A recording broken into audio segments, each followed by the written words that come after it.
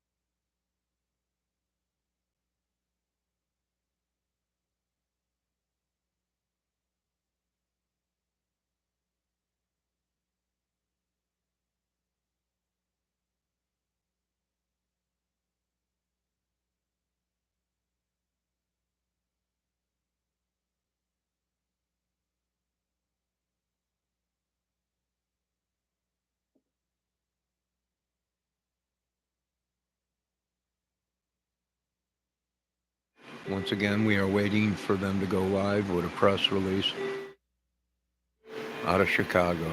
Sweet home, Chicago.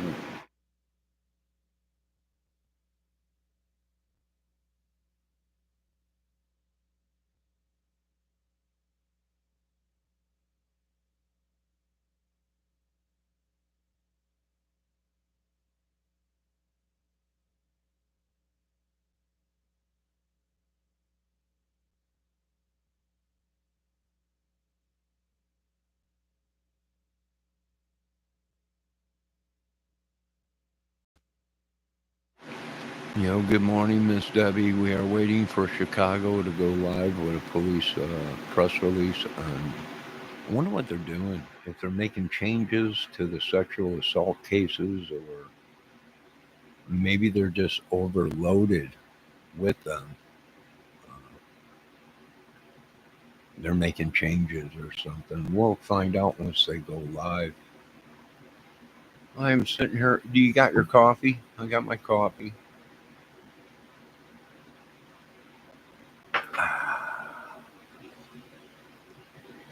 Sitting and chilling, having my coffee, getting ready to do some chores.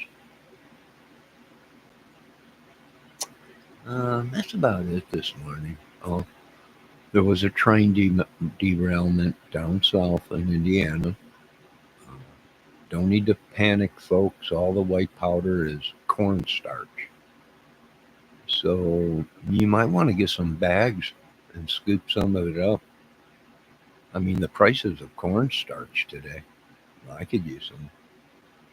And then we also have a situation with flooding down south in Indiana, and we're having troubles with a dam. So they're putting out warnings to be safe. You might have a dam giveaway. Other than that, we are waiting for them to go live in Chicago.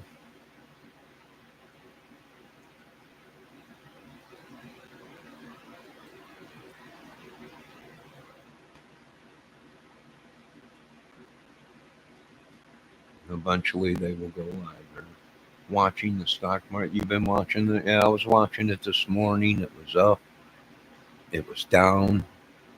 Somebody threw out a rumor out there that Trump was postponing 90 days of the tariffs. They went, the, the stock started going up. And then they put out a thing that it was false news. Trump ain't doing nothing with the tariffs. They're staying the way they are. And the stocks dropped again dramatically. It's a yo yo, up, down, up, down. It's like our weather. Come on, Chicago. Let's see what's going on.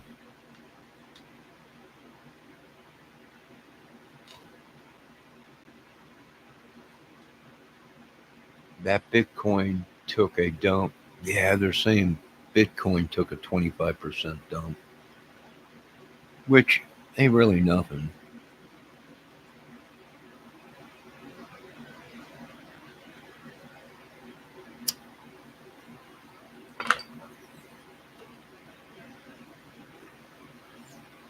Debbie, I was doing a live today and it shut off itself.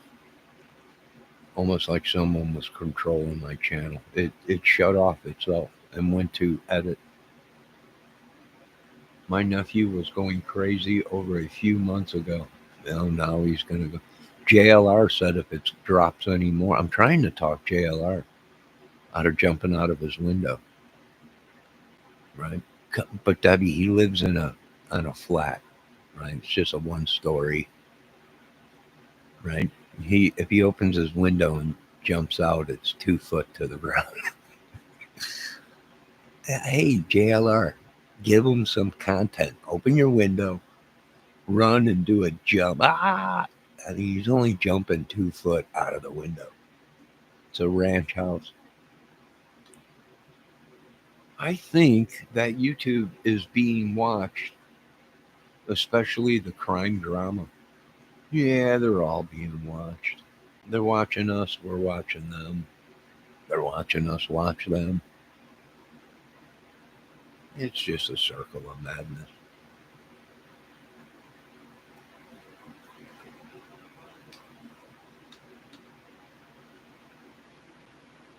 Well, we're waiting to see what Chicago's got to say. I mean, this is Channel 32. I grew up on Channel 32, UHF, Channel 32.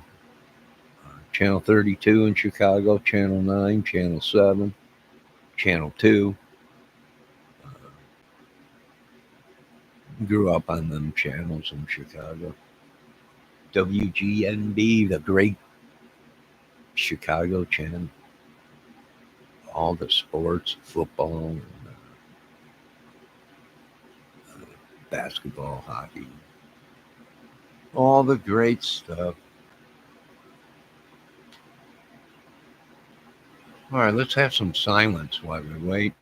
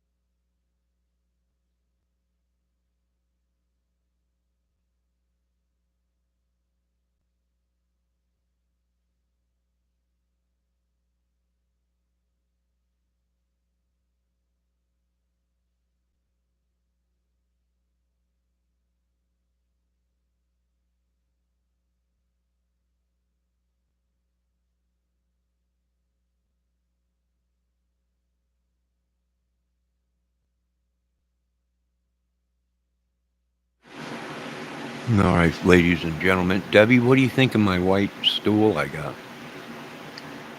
I found a handle for it so it can go up and down. It was missing the handle. I did drill out a dice and screwed it on there, but I found a handle for it, so I screwed that on there, so now it's all good. But man, it came pretty clean. I wonder if I should clean it again. This is going to be my interview chair. Interview you people.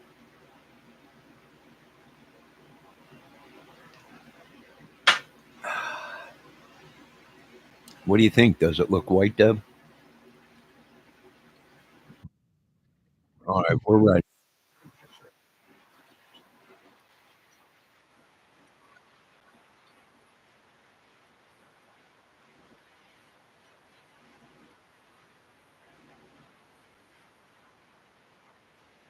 And 14th District Acting Commander Brian Courtney.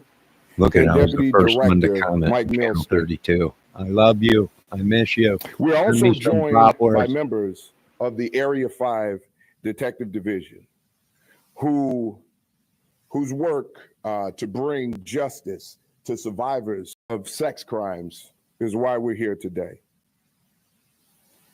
36-year-old Shakib Mansour Koja has been charged in multiple sex crimes against 5 female survivors. His 18 total charges include 3 felony counts of aggravated criminal sexual assault with a weapon, 2 felony counts of aggravated criminal sexual abuse with a weapon, 2 felony counts of aggravated criminal sexual assault with bodily harm, 2 felony counts of aggravated kidnapping while armed, 1 felony count of aggravated criminal sexual abuse with bodily harm, 1 felony count of aggravated kidnapping with an infliction of bodily harm, 1 felony count of unlawful restraint, 1 felony count of attempt aggravated battery with strangulation and a dangerous instrument, 1 felony count of attempt kidnapping while secretly confining the victim, 1 felony attempt of home invasion with bodily harm, 1 felony count of attempt home invasion with a dangerous weapon, 1 misdemeanor count of public indecency and lewd exposure, 1 misdemeanor count of public indecency, sexual conduct. This offender committed these crimes on the city's north side between May of 2022 and February of this year. Before I continue, I want to acknowledge the strength and resilience of the survivors who were traumatized by these horrific crimes and actions of this individual. These women survived something that was horrible and terrible, and it's something that they will continue to live with throughout the rest of their days. Although the offender is in custody, we know there is still a long road for the women as these cases are prosecuted. We stand with these survivors and all survivors of sexual violence and sexual assault. Members of the Area 5 Detective Division worked thoroughly, combing over evidence to establish a pattern between these cases so they could identify and apprehend this offender. In addition to information provided by victims and witnesses, detectives established this pattern through video and DNA evidence.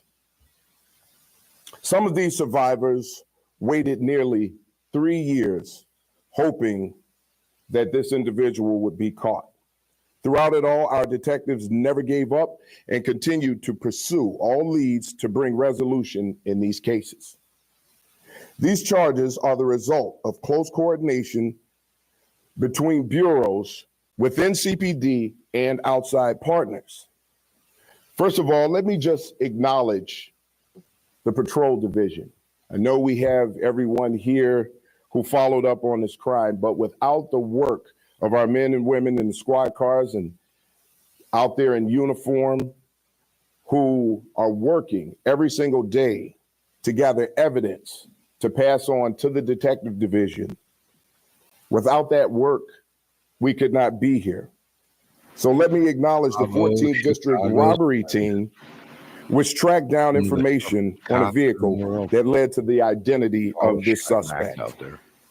Partnership was crucial during this investigation. The Illinois State Police Forensics Lab played a vital role in processing the DNA evidence our detectives needed to connect the offender to multiple sex crimes that he's charged with today.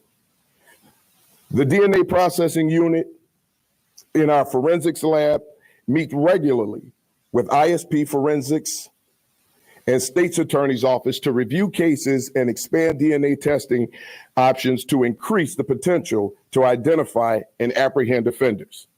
The Cook County State's Attorney did a full review of these cases to secure the 18 charges once this offender was identified. We will continue working to strengthen our investigations to bring justice to survivors of sexual assault. As part of this dedication, we are involved in several multidisciplinary initiatives, including the Illinois Medical District Sexual Assault Response Team, which works to support sexual assault survivors with trauma-informed care. We are also building stronger partnerships with hospital staff who provide medical care to sexual assault survivors. In 2024, our Bureau of Detectives met with more than 70 sex assault nurse examiners to discuss how we can further support survivors. Lastly, provide some information for those in need of assistance. And this is extremely important because we have survivors and people who have been victimized who are still out there and maybe have not told their story or reached out. What's this?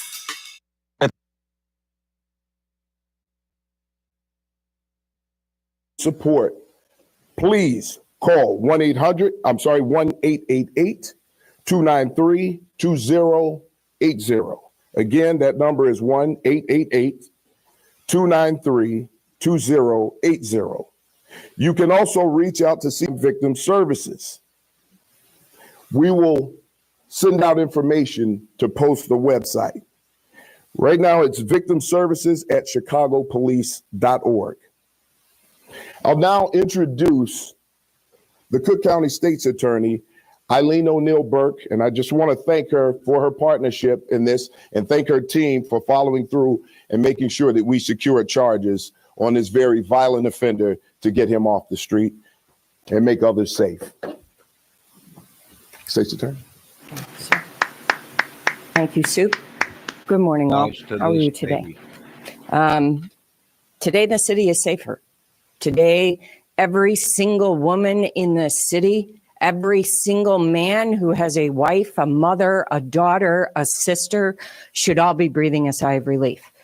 This man was a violent serial predator who literally went out hunting for his victims. It was only through the dogged police work they didn't give up. They kept investigating for 3 years, and they found him. I would like to give credit to my state's attorneys, Kim Ward and Claire Cronin, Madison Riggs, and they worked round the clock for days, making sure that this case was the best that it could possibly be. Stephanie Gersh is a specialist in sex crimes. She has been advising on this case doggedly for the entire investigation period, and she will be the trial attorney on this case. We are putting the best and the brightest on this case to make sure that this man will be incarcerated and will not harm people again. That is our goal. So thank you for being here today, and this is a good day for Chicago. Hearing? I'm new to this game. So I'm introducing Darian Gatewood, the Deputy Mayor for Community Safety in Chicago, and the only man. There's more of these madmen. Thank you, Madam State's Attorney. You're already a natural at it, so it doesn't seem new. Thank you all for being here today. As both the superintendent and the state's attorney mentioned, today is about justice, and today is about removing a serial predator from our streets, keeping Chicagoans safe, and making sure we make sure people are able to heal in whatever ways are possible. Today is about healing. Today is about closure, but today is also about the relentless pursuit of justice. And CPD never gave up for victims who have been victims of sexual assault or any other victims of crime. Let today be an example of the need to call out for help. The police department won't give up. The city of Chicago won't give up. And the Cook County State's Attorney's team won't give up either. We are here for you. We are with you. We'll make sure you have every resource possible to make sure we're holding folks accountable. Thank you. And we'll turn it back over to the superintendent for questions. Thank you, Deputy Mayor. With that, we'll take any questions. However, let me just start by saying this because I don't want there to be any surprises. We have 5 victims of sexual assault. We want to be very careful about the questions that we ask because we need to be sensitive about those victims and what they've been through. So there will be limited answers to some of your questions possibly, but I just want to, just let everybody know that. So we'll start with whoever wants to start first. Please introduce. Hi, good morning, Superintendent Tara Molina from CBS News. Good morning, Tara. It looks like at least two of these addresses cross over with stories we worked on back in February, Logan Square sex assault. So can you speak to that and that community now having this man off the streets? And then second part, can you talk about how the relationships you talked about here today play into the strategic policing plan that you're releasing today, the 3-year plan? Well, excellent question. First of all, let me say to the community that this individual terrified. I mean, can you imagine being a woman or a family member of women who go to and from every day, work, school, whatever, and worrying about a sexual predator being out there and knowing that the Chicago Police Department, although over a 3-year period, worked on this, eventually caught this individual and got him off the street. People can feel safer. But the Chicago Police Department is going to continue to work to make sure that residents are safe. We've heard people's voices. We take these things seriously, regardless of what anyone says or thinks. The men and women who are out there are always working to try to stop something like this because they see the victims, we see the victims. How this works into my strategic plan, it's part of CPD's strategic plan to work collaboratively with everyone across the board, not just our law enforcement partners, our federal partners, our state's attorneys, but with the people in the field, witnesses, having them come forward, developing these relationships so that we can gather more information to solve crimes like this. So this is not just about policing. It's not just about the police. Part of policing is engagement with communities that are willing to work with the police to gather information to take people like this off the street. So this fits in. Not only does it fit right into the strategic plan, it's an example of what the strategic plan is all about. Okay, Paulo Alvarado from Univision. One question for you, Chief. Do we know if between 2022 and 2025, this man was in Chicago or somewhere else? And do we know if he's more victims outside, especially because we have like a 5 here? Well, here's what I can tell you. We'll always look to see if there are other victims. Look, we can never assume that we have located every victim that this predator, has targeted. We would like to know that if there are more victims out there, which is why I gave that information at the end to ensure that, they can come forward. When we see reports of sexual assault, in some cases, it sounds like a terrible thing that there's an uptick in reporting on that. But the good part about it is those victims are coming forward. And then we can reach out to those victims, get them some help, provide victim services, make sure that their trauma is addressed at some level. So we're not just pulling this offender off the street, but we're looking to make sure that these victims get some type of services. Soup, good morning. I see that the offender was arrested at O'Hare Airport. Are you able to discuss a little bit about the circumstances of the arrest? Was he an employee at the airport? No, all we know was that he was coming back from out of town. So that's what we know right now about it. Good morning, Tia Ewing with Fox 32 Chicago. Good morning. Good morning. My first question is, do we know if this man was working? Is he a native Chicagoan? And then you mentioned video evidence helped to solve this. Was this video as in ring camera video? Was this on people's properties, on businesses, etc.? Well, here, I'll call up the commander of detectives, John Foster, just to talk a little bit about it. The information will be limited. So some of the video that we obtained was both public and private.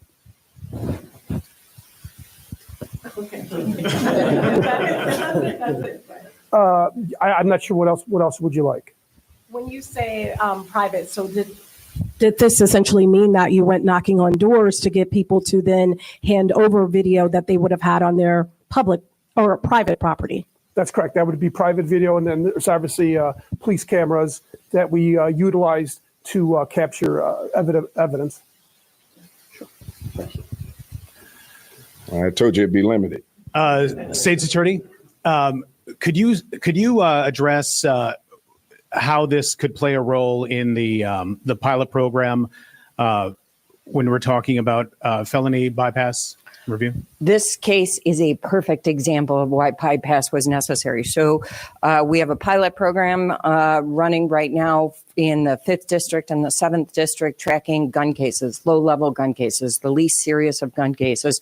They don't need to come through felony review in only approval. They're bypassed review. That doesn't mean no state's attorney reviews it. It means we review it at first appearance court, at preliminary hearing court, and along the system. This is a perfect example. We had 4 state's attorneys out at all given times working on this case round the clock.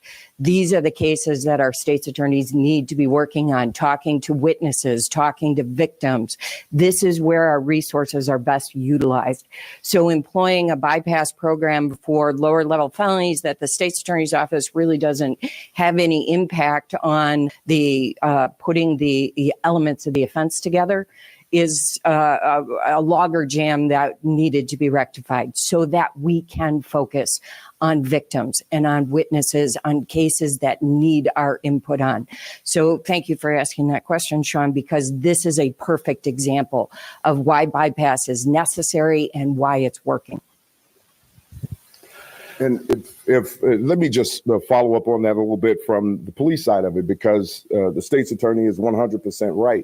You know, when our officers at the beginning of the tour of duty arrest someone who is in illegal possession of a gun, and it's the most basic case, that in the past that took our officers off the street for 6 to 8 hours, waiting for approval to come back from felony review. So that's a car that's down. So if we get 2-3 gun arrests at the beginning or close to the beginning of the tour of duty, those are 2 to 3 vehicles that are down for the rest of the tour. These are people who could be back out there quickly answering calls for service and getting to the bottom of crimes like this. We need to protect people, and we need to make sure that our officers have the ability to go out there and protect people. This bypass program has nothing to do with railroading anyone. So when you hear that, it's nonsense. What we're trying to do is be as strategic as we can about getting to the bottom of violent crimes, and that our officers' time is being utilized in the best interest of everyone in this city and the safety of the city. Superintendent Dave Struett, Sun Times. How are you, Dave? Good. How are you? All right. I agree with this officer. But here's the thing. If your officers are on the up and up and legit, right? They don't play racism. They don't play the favorite. Then yes, this gentleman, this police officer, superintendent is right. We could be using our force to protect the people, but he's right. If you get a couple people with shootings, which you're going to get more than 3 people a day in Chicago, and people being picked up with weapons. So I agree with this gentleman is saying. What do we do? I don't know. Maybe it's time we bring in our drones, our UFOs, to just surveil, right? I don't know. Maybe. I mean, who knows? Who knows? Let's get back to this. But I agree. With petty crimes, it's almost like they're paying more attention to, like, cannabis, right? I heard that they legalized cannabis in Illinois, and it's taken the pressure off. It probably is, because it's baby crap compared to rapists, secret societies, madmen, all this crazy killer stuff, gangs and stuff. Yeah, it's probably been a relief, A gun recovered at a buyback was stolen from a room full of officers in the 6th District and wound up in the hands of a teenager. Who stole the gun and how did the 16-year-old get it? Right now, what I can tell you is immediately when we got that information, there was a CR number, an investigation launched. That investigation is still underway at this time. So when that investigation has concluded, all of the information will be available. I'm going to yield. Yes, Casey Toner with the Illinois Answers Project. In the case of that, stolen gun, have new personnel been attached to it? I'm sorry, what was that? In the case of that gun that was stolen out of the 6th District, you said it's still under investigation, criminal It's investigation. Have new personnel been assigned to it? No, the investigation, the case in and of itself is under investigation. So there's nothing that I can tell you beyond that point. When you look at this particular situation, when you look at the number of guns that have been turned in, this is one case that is under investigation at this point. And once we get to the bottom of the investigation, if there's anything nefarious that we find, we'll take action. Superintendent Mac Lederman with Block Club Chicago. Question for either, hi, how are you? Question for either you or your detectives. I understand there was a courtroom sketch released in this case of the suspect. Did that help at all in making the arrest? And if not, what was there a crucial piece of evidence that really cracked open the case and identifying him? Dan, you want to talk about that one? You're correct. There was a courtroom sketch. It was completed by the Cook County Sheriff's Office Police Department. Every piece of an investigation has a cumulative effect and leads us to the conclusion that we have today. So every piece was helpful, and including the sketch. What's your name? John Foster. Brandon with WBBM News Radio, and I might be a little bit redundant here, but we'll try to get through it. Was the suspect known to any of the survivors? That we won't get into. That goes into the investigation, so we won't get into that right now. Okay, and to kind of follow up on that, was this individual identified back in 2022 and kind of on the same level as the employment issue? Did Koja have any particular role in the community? Was he, involved with kids or women's programs or anything else like that? That right now we can't tell you that. This investigation continues and it's ongoing. So again, we don't know how far this individual reached, but we're going to continue to reach out. And if there's anything else that we can uncover and solve, we'll do so. Final question. Christian Farman, BC5. I don't know if you could speak to this, might be part of the investigation. That 3-year break, can you speak to that? And also what's next with this case? I know he's in custody. What are the next steps? Chris, when you say 3-year break, what do you mean? 2022 to 2025, it says in terms of the assaults. I was just wondering, is there a reason why that you, during your investigation that you found that he wasn't accused of any assaults in those 3 years? Well, we don't necessarily know if he offended during that time. And it's possible that he did. And it's possible that those victims have not come forward. We don't know that right now. But what we do know is where he offended, these detectives have been working just ridiculously hard to bring justice to these victims and collecting the evidence, making the case, working along with all of the forensics labs, the state's attorney's office. We were able to get this predator off the street. And trust me, this is a predator. And we want to make sure that anytime we come into contact with people like that, we want to get them off the street. He's in custody. So everything now at this point goes to trial. Okay. Thank you, everybody.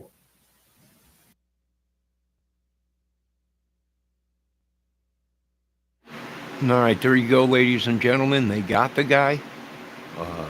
They're not sure how many states he's been to, where he's been, yada, yada.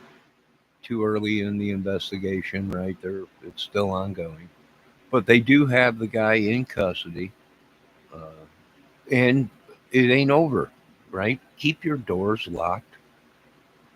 Be safe when you go out at night. Keep your windows locked. And there's thousands and thousands of people like this guy that's been running around the United States and assaulting people. So they got one predator off of the streets. I applaud Chicago for that. God bless. And we'll be back with more information. I want to thank Debbie Fox for stopping in and Ricardo for stopping in last video. You ladies and gentlemen have a great day. We'll continue to watch the stocks and other situations with the flooding and the dam in Indiana.